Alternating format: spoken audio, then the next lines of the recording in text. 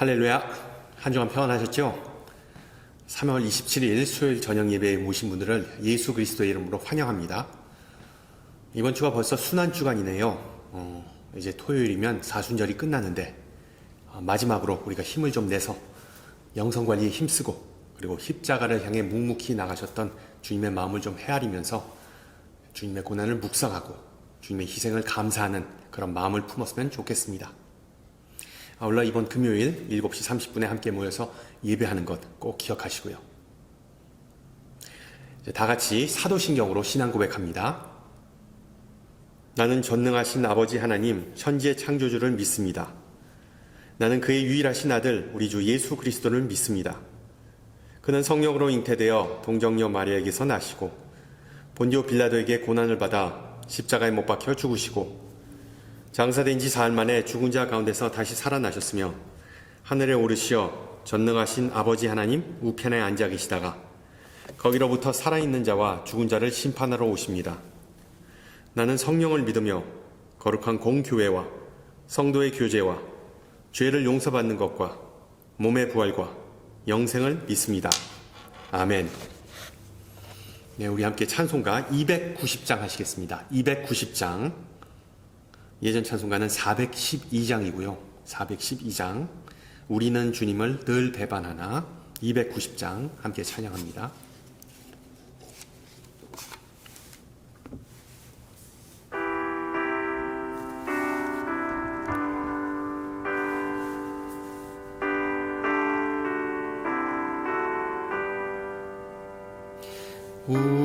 우리는 주님을 늘 배반하나 내 주 예수 여전히 날 부르사 그 참되신 사랑을 베푸시나니 내 형제여 주님을 곧 따르라. 주 널 위해 비네 주 널 위해 비네 주 널 위해 비네 항상 비시네. 주께서 풍성한 은혜를 내려 내 영혼이 나날이 복받으니 주 예수를 너희도 구주로 섬겨 곧 따르면 풍성한 복 받겠네. 주 널 위해 비네 주 널 위해 비네 주 널 위해 비네 항상 비시네. 무거운 짐 지고 애타는 인생 주 예수께 돌아와 곧 쉬어라. 내 주 예수 너희를 돌보실 때에 참 복락간 위가 넘치겠네. 주 널 위해 비네 주 널 위해 비네 주 널 위해 비네 항상 비시네. 아멘. 아멘. 하나님께서 오늘 저녁 우리에게 주신 말씀 마태복음 마태복음 26장입니다. 마태복음 26장 그리고 27장. 마태복음 우선 26장 14절에서 16절, 그리고 69절에서 75절, 그리고 마태복음 27장 24절에서 26절입니다. 제가 가진 성경으로 신약 46페이지입니다. 마태복음 26장 14절 말씀을 받들어 봉독합니다. 그때 12 중에 하나인 가룟 유다라 하는 자가 대제사장들에게 가서 말하되 내가 예수를 너희에게 넘겨주리니 얼마나 주렸느냐 하니 그들이 은 30을 달아주거늘 그가 그때부터 예수를 넘겨줄 기회를 찾더라. 그리고 69절 베드로가 바깥들에 앉았더니 한 여종이 나와 이르되 너도 갈릴리 사람 예수와 함께 있었도다 하거늘 베드로가 모든 사람 앞에서 부인하여 이르되 나는 내가 무슨 말을 하는지 알지 못하겠노라 하며 앞문까지 나아가니 다른 여종이 그를 보고 거기 있는 사람들에게 말하되 이 사람은 나사렛 예수와 함께 있었도다 하매 베드로가 맹세하고 또 부인하여 이르되 나는 그 사람을 알지 못하노라 하더나 조금 후에 곁에 섰던 사람들이 나와 베드로에게 이르되 너도 진실로 그 도당이라 내 말소리가 너를 표명한다 하거늘 그가 저주하며 맹세하여 이르되 나는 그 사람을 알지 못하노라 하니 곧 닭이 울더라. 이에 베드로가 예수의 말씀에 닭 울기 전에 내가 3번 나를 부인하리라 하심이 생각나서 밖에 나가서 심히 통곡하니라. 마지막으로 27장 24절입니다. 27장 24절 빌라도가 아무 성과도 없이 도리어 밀란이 나려는 것을 보고 물을 가져다가 무리 앞에서 손을 씻으며 이르되 이 사람의 피에 대하여 나는 무죄하니 너희가 당하라. 백성이 다 대답하여 이르되 그 피를 우리와 우리 자손에게 돌릴지어다 하거늘 이에 바라바는 그들에게 놓아주고 예수는 채찍질하고 십자가에 못 박히게 넘겨주니라. 아멘. 예전에 함께 사역했던 지인이 전해준 일화인데 상당히 친하게 지내면서 언니 동생 하였던 성도 2명이 있었답니다. 나름대로 열심히 교회를 섬기던 분들인데 언제부터인가 구역 모임에도 잘 안 나오고 교회에서도 잘 안 보여서 그 2 사람 집에 신방을 가보니까 그 둘 사이가 완전히 깨어지고 원수지간으로 변했답니다. 이유인즉슨 그 언니가 나이 먹은 분이 어느 유명 브랜드 접시 세트 그 컬렉션이라고 그러죠. 접시 세트 디너웨어 컬렉션 완전히 꽂혔는데 마침 땡스기빙을 앞두고 할인 판매라서 그 동생한테 물어봤답니다. 나 이거 살까 말까? 너무 좋은 딜이야. 그렇게 묻자 그 동생은 어머 언니 이거 별로다. 좀 촌스러운 모델이라서 지금 사지 마. 라고 얘기해 놓고 정작 자기가 그 접시 세트를 몰래 사버렸다는 겁니다. 나중에 그 집을 방문해서 그 사실을 알게 된 언니는 완전히 그냥 뚜껑이 열려서 그 동생하고 절교한다. 꼴 보기 싫어서 교회 안 나온다라고 난리쳤다고 합니다. 그 2 사람이 지금은 화해했는지 저도 궁금하네요. 저는 그때 질투심이 배신과 그리고 또한 미움을 유발한다는 사실을 알게 되었습니다. 아이러니하지만 가족보다 더 가깝게 지내던 사람들은 시샘이나 뒷담화, 생각의 차이, 심지어는 가진 것이나 먹는 것과 같이 사소한 것 때문에 관계가 뒤틀어집니다. 엄청난 감정의 골이 생기고 용서와 화해와 같은 어떤 개념은 완전히 뒤로 밀려버린다는 사실 여러분도 이미 목격하셨을 줄 압니다. 친구가 친구를 배신하고 식구가 식구를 배신하고 연인이 연인을 배신하는 세상 속에서 우리는 살아갑니다. 모든 인간관계 속에서 배신을 우리는 목격할 수 있습니다. 안면이 없는 사람에게 배신을 당하진 않죠. 배신은 오직 자기가 믿는 사람에게 당합니다. 변함없는 사실은 믿고 사랑하는 사람이 나의 마음을 가장 아프게 한다는 것이죠. 보통 교회 내에서는 그런 일이 있어서는 않아야 한다고 생각합니다. 예수 그리스도의 몸된 교회는 좀 달라야 한다는 그런 이유 때문이죠. 실제로 우리는 세상과 다르지 않습니까? 그리스도의 보혈로 구원받은 교회 공동체에서 교우를 그리스도의 형제자매를 배신한다는 것은 곧 예수님을 배신하는 것과 마찬가지인 셈이기 때문이죠. 그러나 어쩌겠습니까? 교회는 저와 여러분 같은 사람들의 모임입니다.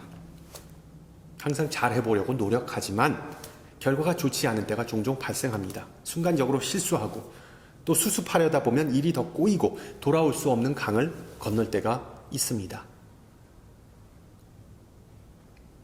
미국에 사는 10%의 성인들은 크고 작은 인격장애를 안고 살아간다는 통계가 있습니다. 10%요.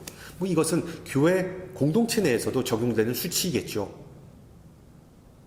어떤 모임이나 마찬가지겠지만 교회 내에도 인격적으로 완벽한 사람은 없습니다. 교회는 알다시피 죄인들의 모임이기 때문입니다. 자기 자신이 죄인이 아니라고 생각하는 사람은 교회의 참된 지체라고 할 수 없는 노릇이죠. 그런데 여러분, 초대교회 내에서도 죄인 중에서도 가장 악질로 손꼽혔던 부류가 있었다는 사실 혹시 알고 계신지요? 물론 자신을 괴수 중에 괴수라고 묘사한 그 바울의 얘기가 아닙니다. 바울 얘기는 아닙니다. 알다시피 로마 제국은 초대 그리스도인들에게, 초대 교회에 상당히 적대적인 환경이었죠. 예수의 추종자들은 황제나 총독이나 그 지역 회당 관계자들이나 그 지역 주민들의 눈치를 꾸준히 보며 살 수밖에 없었습니다. 왜? 그들의 기분에 따라 평화를 누리거나 아니면 엄심한 박해를 받았기 때문이죠. 그런데 초대교인들을 가장 괴롭혔던 이는 교회 외부가 아닌 내부의 사람들이었습니다. 바로 교우들을 로마 당국에 팔아먹는 파렴치범들이었습니다.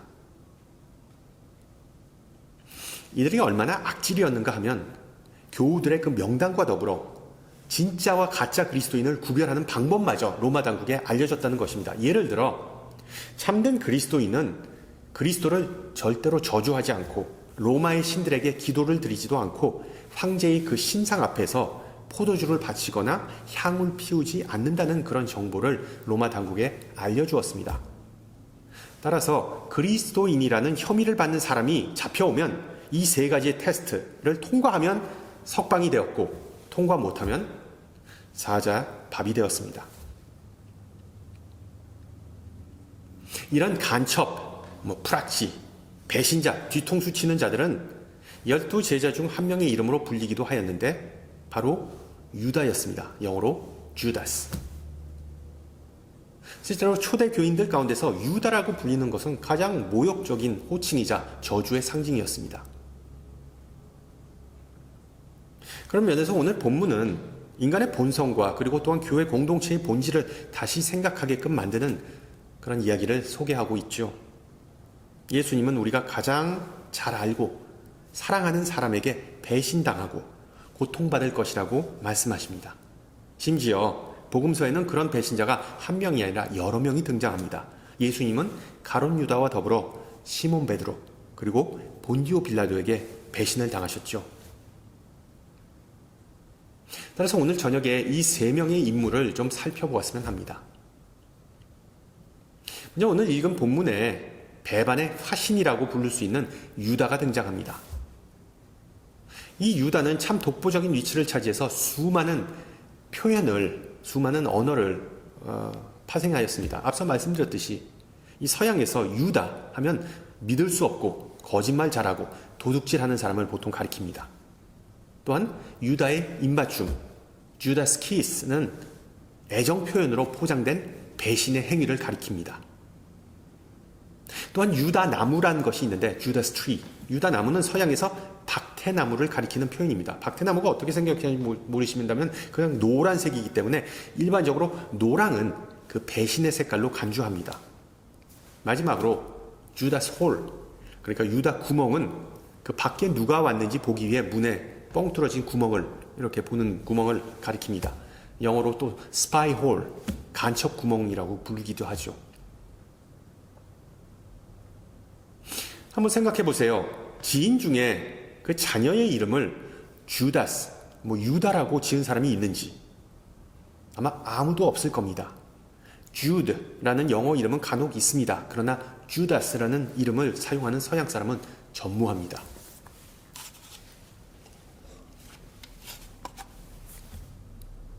물론 예수님은 12제자 중에 배신자가 있었다는 사실을 이미 알고 계셨습니다. 그런데 예수님은 자신의 사역에 그 큰 타격을 줄 그런 잠재적 위험 요소를 감수하셨다는 점을 우리가 주목해야 합니다. 요한복음 6장에서 그 내용을 이미 언급하시죠. 내가 너희 12를 택하지 아니하였느냐? 예수님께서 택하셨습니다. 그러나 너희 중에 한 사람은 마귀니라 하시니 이 말씀은 가롯 시몬의 아들 유다를 가리키시니이라. 그는 12 중에 하나로 예수를 팔자로다. 복음서에 의하면 유다가 예수님을 배신한 표면적 이유는 바로 탐욕입니다. 탐욕, greed. 물론 어떤 이는 도박, 빚 때문이다. 아니면 로마를 대상으로 반란을 일으키기 위해 예수님을 배반하였다라고 주장을 하기도 하였습니다. 그 내막이 어찌되었든 유다는 상당히 현실적이고 그리고 계산적인 사람이라는 것을 우리가 알 수 있죠. 요한복음 12장에서 마리아가 예수님의 발에 향유를 부은 사건을 기억하시죠? 근데 유다는 돈을 그렇게 낭비할 바에 300데나리온을 낭비할 바에 불우한 가정 수백 개를 도와줄 수 있다고 비꼬았던 그런 사람이었습니다. 무엇보다 유다는 사적인 감정 때문에 예수님을 배신하였습니다. 사적인 감정. 예수님 시대에 명예와 수치는 아주 중요한 가치들이었습니다. 일반적으로 제자가 스승을 배신하는다는 그런 행위는 너무나 수치스러운 것이기 때문에 상상할 수도 없고 용납할 수도 없는 그런 행위였습니다. 그러나 유다는 한밤중에 성전 수비대를 대동해서 스승에서 다가가서 어깨를 꼭 껴안고 안부 인사를 묻습니다. 그리고 볼에다가 키스를 했다고, 뽀뽀를 했다고 성경은 기록합니다.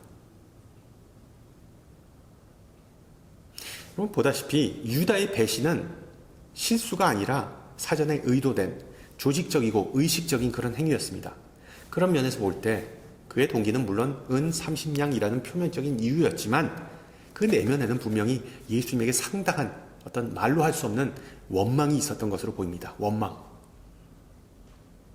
가장 유력한 가설은 로마 제국을 무찌르고 새로운 왕조를 세울 것이라는 그 예수님에 대한 환상이 무너졌기 때문이라는 것이죠. 이유가 어찌됐든 유다의 배신은 대담한 기습작전과 같았습니다. 단순한 입맞춤을 통해서 하루도 안 되는 짧은 기간 내에 예수님은 체포당하고 재판을 받고 그리고 십자가에 못 박혀 죽게 되는 돌아올 수 없는 결과를 초래했습니다.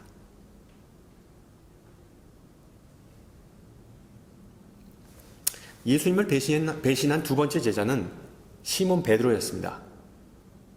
예수님의 측근 중에 측근이었죠. 이 베드로의 배신은 당시의 최고 종교 재판 기관이었던 공회에서 예수님께서 신문 받았을 때 당시에 이루어졌다고 복음서는 기록합니다.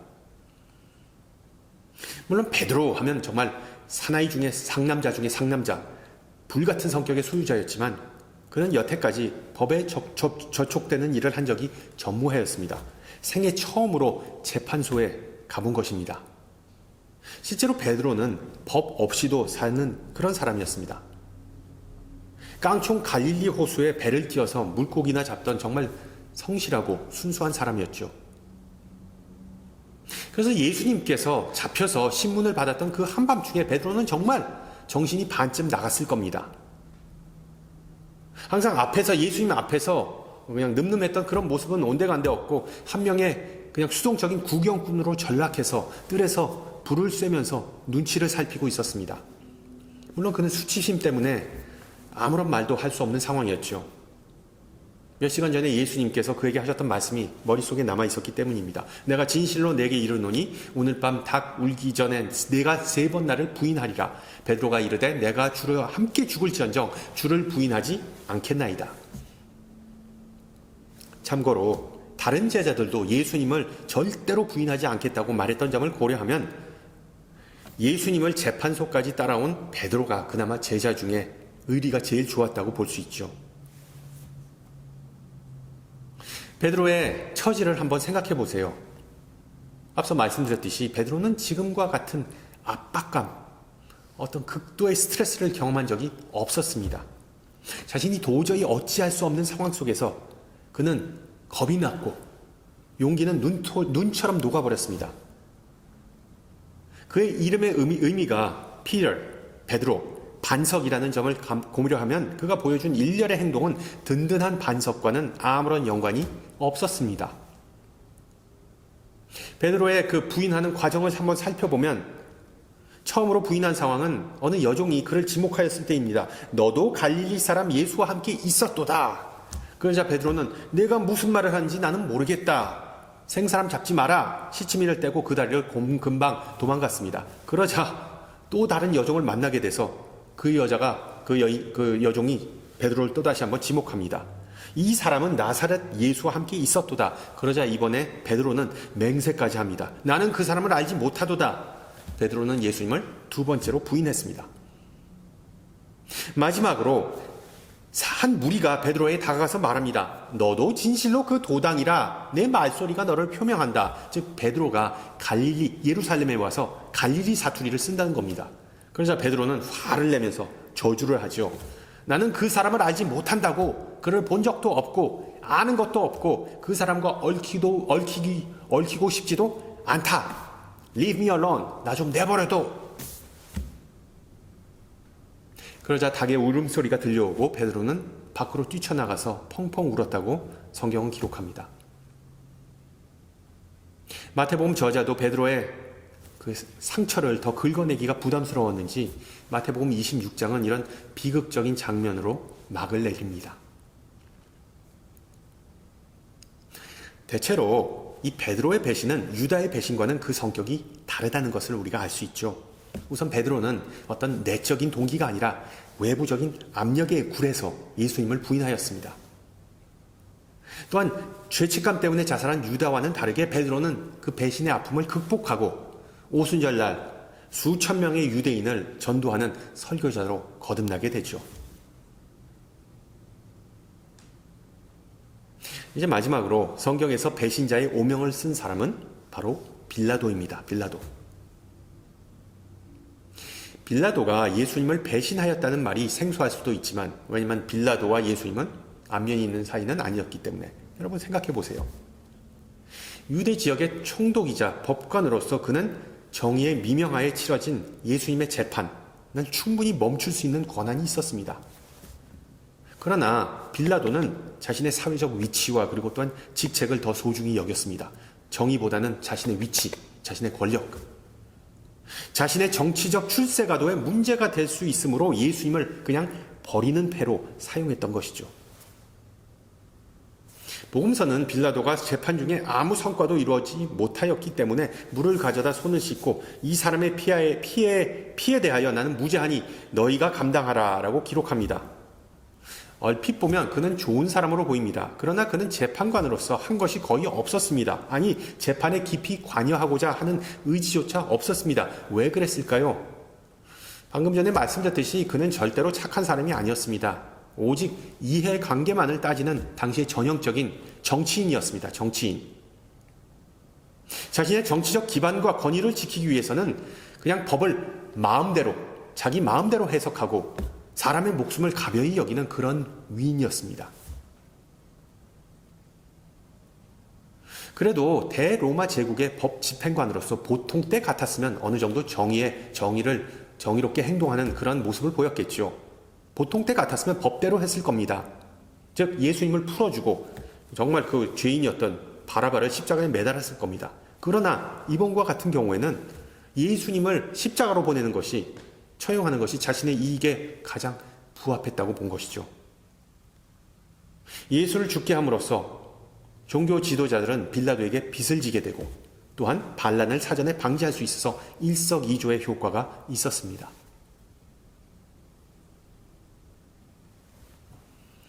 우리가 사는 현대사회에서 복음을 위해 목소리를 내고 예수님의 가치관을 따라 산다는 것 결코 쉽지 않은 일입니다. 특히 요즘은 political correctness, 즉 정치적 올바름이라는 것 때문에 어떤 공적인 장소에서 특정한 종교나 사상을 옹호하면서 편견을 내비치는 남을 불편하게 하는 것을 삼가는 추세이죠. 생각해 보세요. 빌라도 같은 경우에도 쉽지만은 않았을 거예요.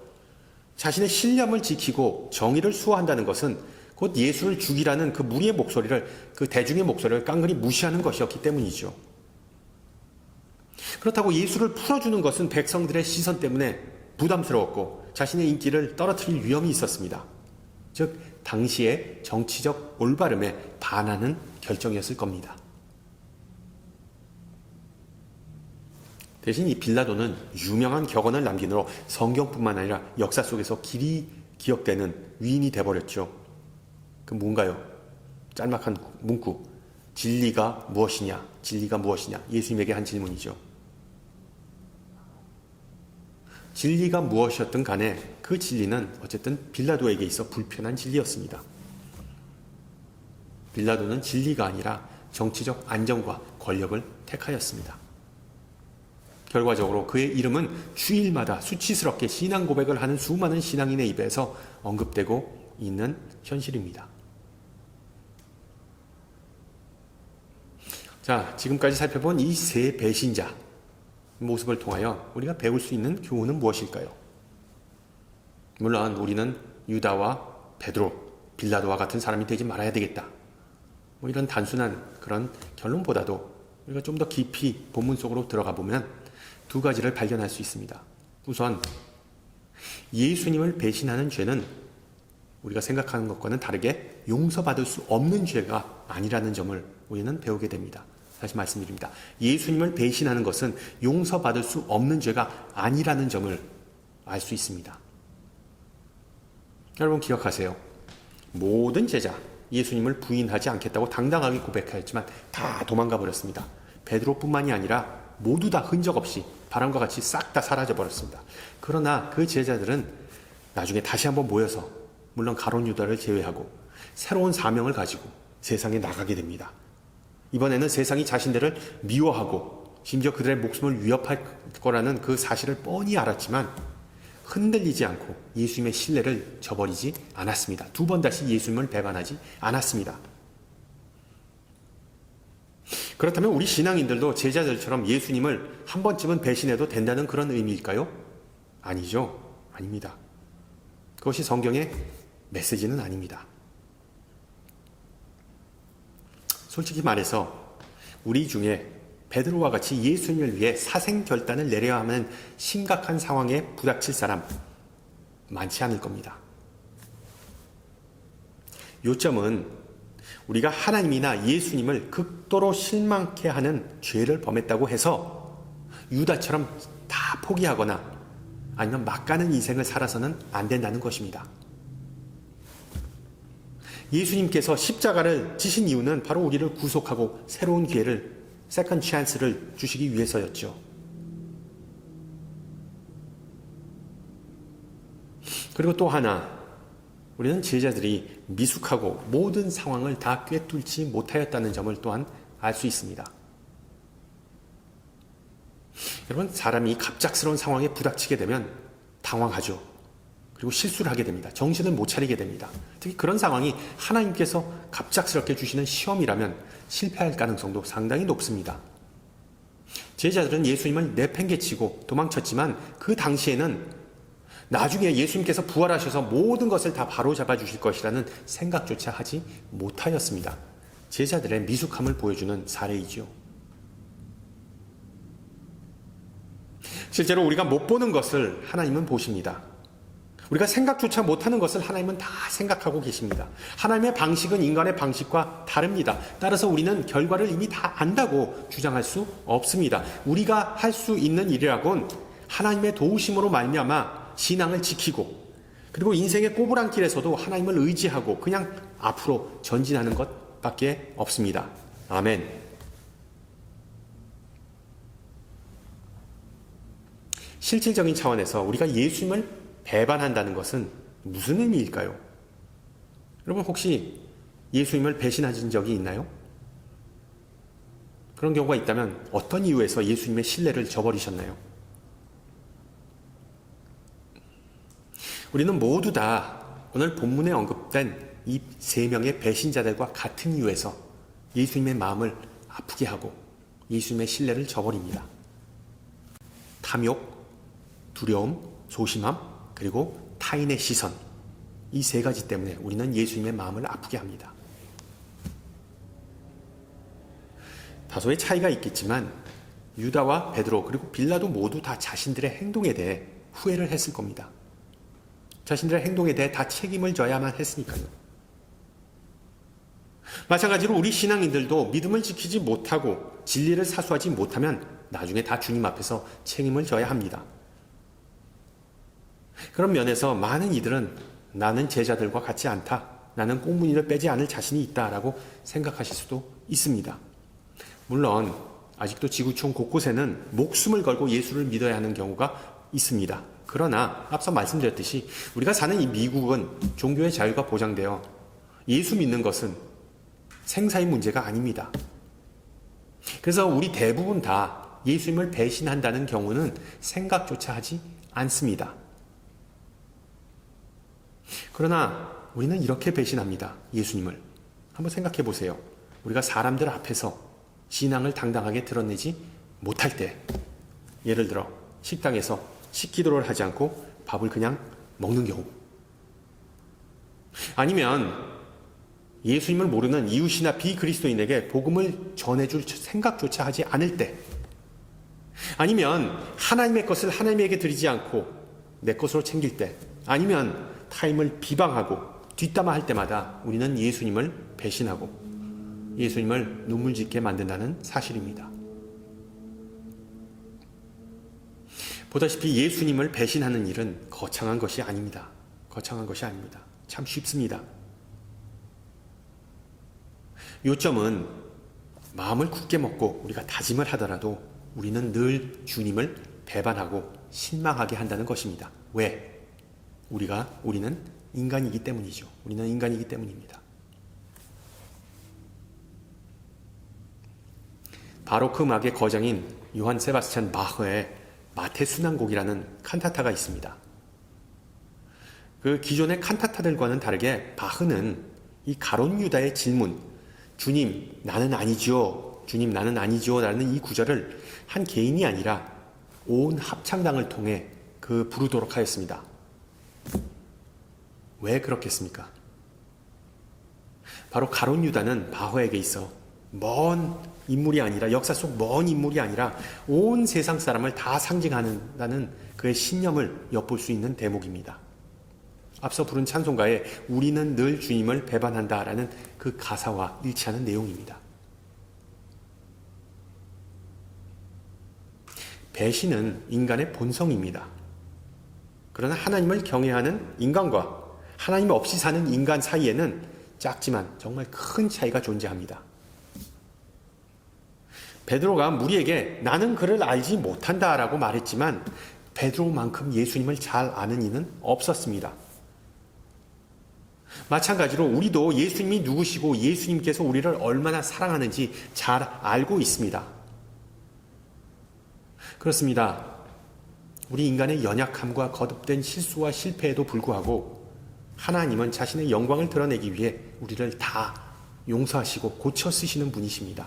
참 다행스럽게도 하나님의 자녀인 우리가 회개하고 주님의 얼굴을 구하면 하나님은 우리 인간과는 다르게 I don't know you, 나는 너를 모른다 라고 베드로처럼 절대로 말씀하시지 않는 분이라는 사실입니다. 할렐루야.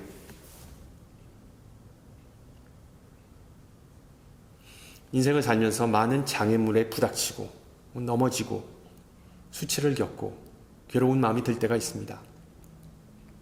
그런 어려운 상황 속에서도 우리를 지탱해주는 단 하나의 확신은 바로 하나님은 신실하시고 우리와 함께 하신다는 사실이죠. 또 마찬가지로 하나님의 은혜는 우리에게 부족함이 없습니다. 우리가 예수님을 의지하는 한 우리의 영혼은 주님의 손안에 안전하게 있습니다.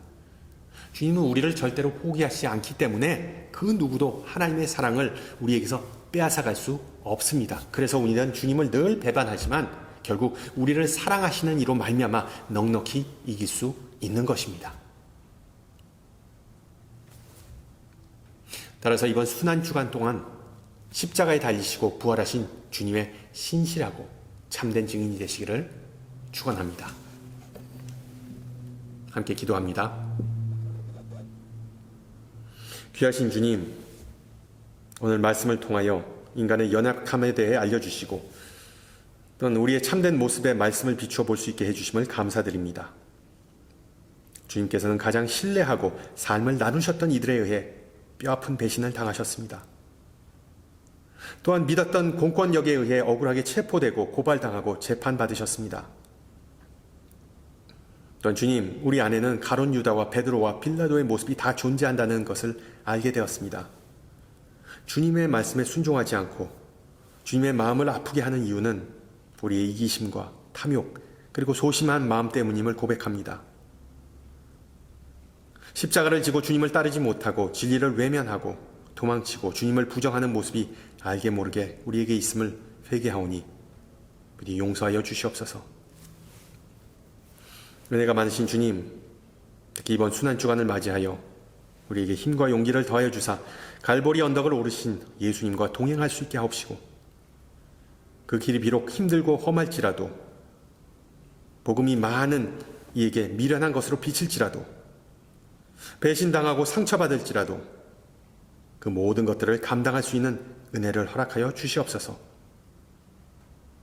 주님께서 우리에게 늘 신실하시고 우리를 포기하시지 않는 것처럼 우리도 주님에게 충성하고 신실하게 따르기를 원하오니 맡기신 사명을 수행하는 데 있어 늘 충성되고 열정이 넘치는 모습으로 주님께 영광 돌리고 하나님의 나라를 세우는 증인이 되게 하옵소서. 다 같이 주님 가르쳐 주신 기도합니다. 하늘에 계신 우리 아버지, 아버지의 이름을 거룩하게 하시며 아버지의 나라가 오게 하시며 아버지의 뜻이 하늘에서와 같이 땅에서도 이루어지게 하소서. 오늘 우리에게 일용할 양식을 주시고 우리가 우리에게 잘못한 사람을 용서해 준 것 같이 우리 죄를 용서해 주시고 우리를 시험에 빠지지 않게 하시고 악에서 구하소서. 나라와 권능과 영광이 영원히 아버지의 것입니다. 아멘.